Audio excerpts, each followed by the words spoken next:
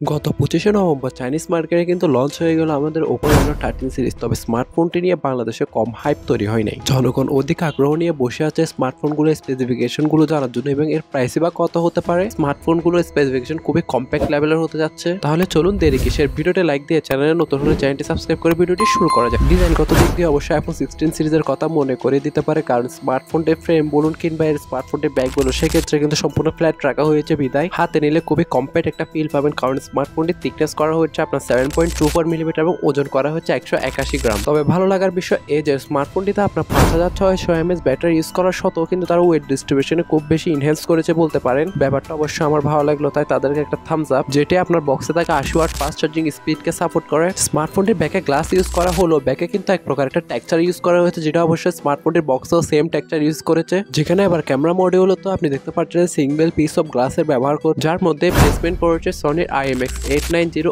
OIS যুক্ত sensor, যেটা আপনার 50 মেগাপিক্সেলের একটি ক্যামেরা দেন। সেকেন্ড আইতে কিন্তু আপনি 8 মেগাপিক্সেলের একটি আল্ট্রা ওয়াইড লেন্স পাবেন। পাশাপাশি তারা ফ্রন্ট ফেসিং রিয়ার ক্যামেরা হিসেবেও কিন্তু 50 মেগাপিক্সেলের একটি সেলফি ক্যামেরা দিয়ে। তবে অল ওভার ওপোর ক্যামেরা অ্যালগরিদম কতটা ভালো তা অবশ্যই আপনারা জানেন। পাশাপাশি কিছু এক্সাম্পলও কিন্তু স্ক্রিনে দেখতে পাচ্ছেন।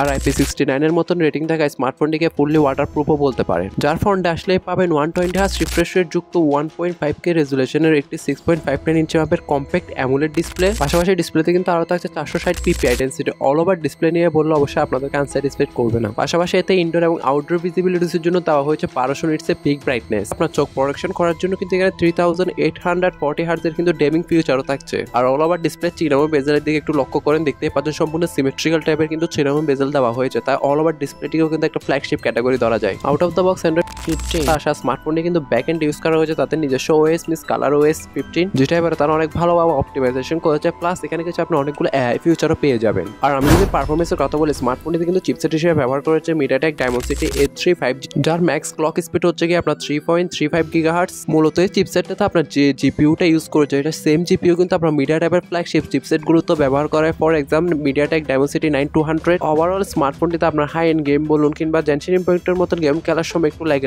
ফিল দেবে, বাট আপনি হনর অফ গেমস এর মতন গেমগুলো মোটামুটি ভালোভাবে প্লে করতে পারবেন। পাশাপাশি ডে টু ডে মাল্টিটাস্কিং বলুন কিংবা আপনার যেসব ভিডিও এডিটিং এর কাজ রয়েছে সেগুলো মোটামুটি ইজিলি হ্যান্ড ওভার করতে পারবেন। যেটি অবশ্য অনেকগুলো র্যাম ভ্যারিয়েন্টে লঞ্চ হয়েছে, আমি অবশ্যই স্ক্রিনে দিয়ে দিচ্ছি, সেখান থেকে দেখে নিতে পারেন। যেখানে র্যামটা হিসেবে দিয়েছে LPDDR5 এবং স্টোরেজ টাইপ হিসেবে কিন্তু দিয়েছে UFS 4.1 এর ক্যাটাগরি। ফলে রিড এবং রাইটের স্পিডও কিন্তু যথেষ্ট ভালো পাবে। আর স্মার্টফোনটি যদি আপনি ইনটেপ রিভিউ দেখতে চান, অবশ্যই stay connected with our channel. এবার কথা বলতে স্মার্টফোনটি প্রাইসিং এর ব্যাপারে। স্মার্টফোনটি মাত্রই গতকাল লঞ্চ হলো চায়নাতে, যার প্রাইস রাখা হয়েছে বেস ভ্যারিয়েন্টের প্রাইস রাখা হয়েছে কিন্তু আপনার 2699 চিনিওয়ান, যেটা হচ্ছে 12GB র্যাম 256GB ইন্টারনাল স্টোরেজের ক্ষেত্রে। আর আমি যদি ইন্ডিয়ান টাকায় কনভার্ট করি অলমোস্ট 31 কিংবা 33,000 রুপিতে গিয়ে দাঁড়ায়। তবে এটা আশা করা যাচ্ছে যে ডিসেম্বর মাসের শেষের দিকে কিন্তু আমাদের দেশে আনঅফিসিয়াল ভাবে পাওয়ার পসিবিলিটিস রয়েছে, যেটা আমরা 52 কিংবা 55,000 টাকার মধ্যে এর বেস ভ্যারিয়েন্টটাকে দেখতে পাবো। তবে প্রাইস একটু কম বেশি হতে পারে, এগুলো রিস্ক এন্ড লোবাসের তথ্য অনুযায়ী প্রাইসগুলো আপনাদেরকে বলছি।